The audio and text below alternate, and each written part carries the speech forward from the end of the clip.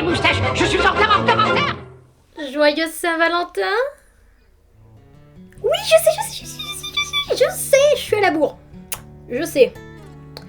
Mais on va dire que en fait j'avais tourné la vidéo. Puis qu'en fait j'ai vu qu'après qu'elle s'était pas enregistrée. Et je pouvais pas retourner. Et le seul moment où j'ai pu retourner, c'est maintenant. Donc du coup, voilà.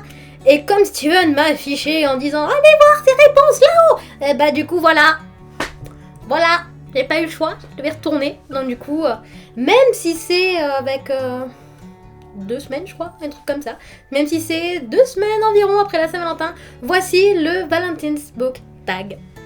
C'est un tag que j'ai réalisé avec Steven de la chaîne Steven's Books, donc lui a déjà répondu à ces questions, vous pouvez retrouver sa vidéo ici.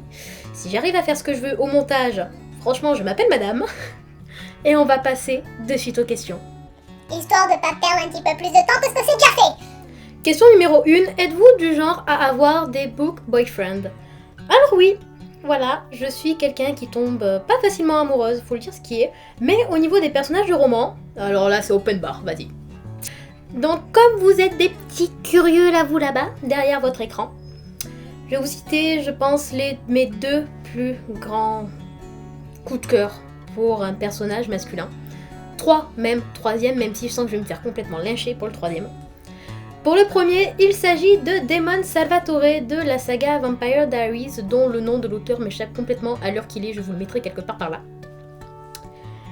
Qui est un personnage mais tellement profond je trouve, mais qu'ils ont fait mais tellement lisse dans la saga. Dans la série télé, mais dans le livre il est tellement puissant et profond, le personnage de Damon je trouve. Il passe réellement pour le gros méchant, le bon gros salaud de base, bon parce qu'il est un petit peu aussi, pendant les 2-3 premiers tomes. Mais à partir du 4e, on voit une toute autre facette de sa personnalité, jusqu'à, je trouve, l'apothéose qu'il y a au tome 5. Touchée en plein cœur, morte, Océane, voilà, par terre, en larmes, trop contente et profondément attachée et amoureuse d'un Damon Salvatore. En numéro 2, il y a Tobias Eaton, soit 4, de la saga Divergent de Veronica Roth, que j'adore par-dessus tout. Bon, dans le 3e tome, on a méchamment envie de le claquer par moments, d'accord, même moi qui l'adore, j'ai eu envie de le tarter.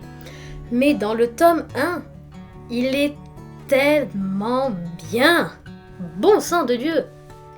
Et enfin, mon 3e gros coup de cœur livresque, même s'il n'est pas forcément à la 3e place, juste que les autres ne reviennent pas forcément, c'est Gale de la saga Hunger Games. Et oui, je ne fais pas partie de celles qui adulent Pita comme si c'était un dieu vivant. Non, moi je préfère Gale. Question numéro 2. Quel personnage fictif ferait pour vous le book boyfriend idéal? Je n'ai pas eu à réfléchir beaucoup pour cette question, étant donné que pour moi, je pense que Maxon de la saga La Sélection serait le meilleur book boyfriend. Pourquoi? Parce qu'il est gentil, attentionné, cultivé, qu'il a une très grosse bibliothèque, un très grand jardin, que derrière il se laisse pas forcément marcher sur les pieds, qu'il a une culture tant politique qu'humaine, qu'il est proche qu'il est proche des autres, qui derrière, il y a plein de trucs comme ça qui font que Maxon serait le gendre idéal. Maxon. D'ailleurs, je me demande s'ils vont enfin adapter cette saga de bouquins, que ce soit en série télé ou en film. Parce que franchement, ça pourrait donner quelque chose de génial. Question numéro 3. Quel livre offririez-vous pour la Saint-Valentin? Hop là.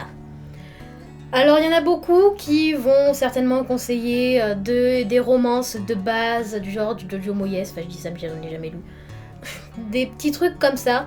Moi, je vais plutôt vous proposer une romance historique, étant donné qu'il s'agit de Absinthe de Gilles Bontou aux éditions Le Noir au Blanc ou Le Blanc au Noir, je sais plus, parce que j'ai pas le livre là sous les mains. Il s'agit en fait ni plus ni moins que l'histoire d'amour de Verlaine et Rimbaud, enfin posée sur papier.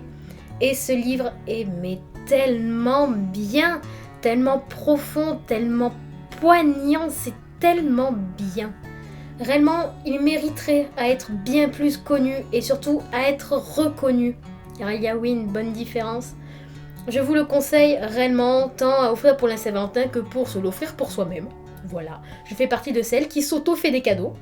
Et ça marche très très bien. Ben oui, les questions, elles sont là. Propose-nous 2 livres qui, pour toi, représentent la Saint-Valentin. Alors, je ne sais pas si, pour cette question, Steven a fait exprès, mais il a présenté 2 livres érotiques. Je sais pas s'il l'a fait exprès. Je sais qu'il veut découvrir ses sagas, parce que, à force de le bassiner comme quoi le romantisme et l'érotisme, ben c'est bien, il a fini par craquer. D'ailleurs, je suis trop contente qu'il a pris Red Hill. Voilà. Pousse comme ça, mon Steven. Donc, moi, je vais vous proposer 2 livres, un érotique et un non érotique, même s'il y a quelques évocations, mais bon, en même temps. Et le premier livre, il s'agit de Dangerous Perfection de Abigail aux éditions Et Moi, que j'ai beaucoup aimé. Ma chronique va pas tarder à arriver. J'ai réellement adoré ce bouquin-là, qui en plus d'être érotique, bon, les scènes de cul sont pas génialissimes. Pour celles qui aiment bien l'érotisme, c'est moyen. Mais l'histoire d'amour qu'il y a derrière, à plus là, c'est génialissime, car la relation, pour une fois, dans un roman érotique, n'est pas basée que sur la relation physique entre les 2 personnages. Il y a réellement une histoire, un passif, des sentiments, et patati patata, et c'est bien. Et le deuxième roman, il s'agit bien évidemment de Hot Love Challenge de Cécile Chaumin aux éditions Harlequin. Rien que la couverture vous donne le ton un petit peu de l'histoire. Voilà. Donc il y a quelques scènes un petit peu suggérées, mais c'est réellement très léger. Ça ne va pas offusquer grand monde, je pense. Et derrière, pourquoi la Saint-Valentin ? Parce que il y a de l'amour, il y a des roses, il y a des fleurs, il y a des cœurs, il y a de l'amour, il y a un mariage et patati, un beau jeune homme, une histoire d'amour, un coup ils se veulent pas, et puis patati patata, c'est joli, c'est mignon. Et j'ai complètement pété un boulon. Et enfin, question numéro 5, présente-nous un passage romantique d'un livre qui t'a marqué. La seule qui me vient réellement à l'esprit là va spoiler beaucoup de personnes sur un certain livre. Donc si vous ne voulez pas être spoilé sur la fin du premier tome de la saga Tiny Breath de Kate Tucker, donc ici le tome Respire, je vous conseille soit de passer plus à la fin de la vidéo où vous aurez ma conclusion, soit de laisser tourner la vidéo mais de couper le son. Je vous ferai, vous inquiétez pas, de grands gestes pour vous faire savoir quand couper votre son et quand le remettre. Hey, coupe ton son maintenant, coupe ton son sinon tu vas être spoilé, ce serait dommage.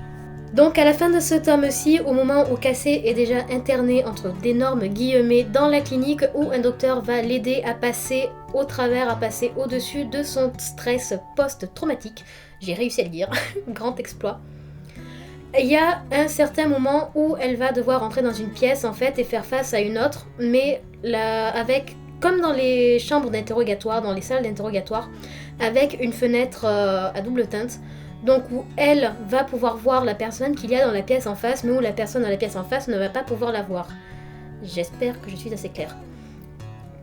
Et donc dans la pièce en face d'elle, elle va retrouver Trent, le garçon qui a prêté sa voiture au gars qui a causé l'accident qu'elle a eu avec ses parents et son petit ami, qui leur a d'ailleurs coûté la vie, à ses parents, sa meilleure amie et son petit copain. Donc après ça, elle lui en a beaucoup voulu, et là elle le retrouve en face d'elle, et c'est la première fois qu'elle le revoit après avoir su la grosse révélation.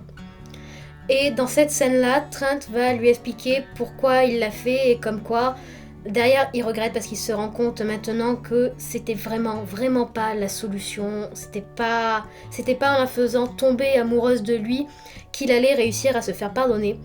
Mais derrière, il dit qu'il regrette ça, qu'il regrette un petit peu d'avoir eu cette réaction-là, mais qu'il ne regrette absolument pas de l'avoir fait d'un autre côté, car sans ça, il n'aurait jamais appris à la connaître, il n'aurait jamais appris à l'aimer, car à force, il est réellement tombé amoureux d'elle, et il lui dit « Peut-être que je t'ai menti au début, mais toutes mes réactions, tous mes mots, rien n'était fin, tout était vrai, je ressentais réellement, j'étais sincère, j'étais réellement amoureux de toi, quand je m'inquiétais pour toi, je m'inquiétais réellement, quand je te touchais en te disant je t'aime, eh bien je le faisais réellement, je t'aimais réellement. » Et en face, il y a Cassé qui se rend compte un petit peu, pas de la boulette qu'elle a fait en l'envoyant bouler, mais elle se rend compte que elle dit qu'elle le déteste, mais en fait qu'elle l'aime comme pas possible, comme son cœur il en peut plus.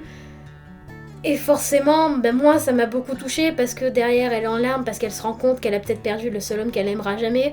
Derrière, Trent lui dit que il sait que derrière il y aura plus jamais rien, que eux deux c'est réellement terminé. Et toi t'es là devant ton bouquin et tu chiales ta race, putain. Toi tu chiales, mais comme pas possible. J'ai réellement été très très touchée par cette scène-là. Parce qu'elle est extrêmement touchante, poignante. C'est une leçon d'humanité et qui montre à quel point, même si on est persuadé d'une chose, genre on se dit oui non, lui il m'a fait une crasse, je le déteste, comme par exemple avec son ex, il nous a fait une crasse, on se dit ouais je le déteste parce que c'est lui qui nous a plaqué ou quoi, mais qu'on se rend compte quand on le recroise ou bien quand il vient s'excuser qu'on l'aime encore, voilà, c'est ce genre de choses là qu'on peut ressentir là-dedans.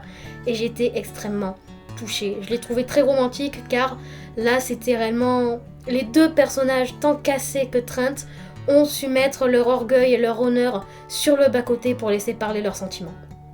Hey, tu peux remettre le son, c'est bon. Donc voilà, j'espère que vous avez remis le son parce que sinon ça va faire un petit peu bizarre de me voir parler comme ça sans livre ni rien. Enfin bref. J'espère que ce tag vous aura plu car il est maintenant terminé. Surtout, n'hésitez pas à le reprendre. Bon, ça fera du coup pour l'année prochaine parce que je suis à la bourre, je sais. Mais surtout, n'hésitez pas à le reprendre l'année prochaine ou même là si vous avez envie de vous faire un kiff, d'y répondre. N'hésitez surtout pas. Je me suis régalée à faire les questions. J'espère que ça vous aura quand même plu. Et je vous dis à une toute prochaine. Ciao ciao.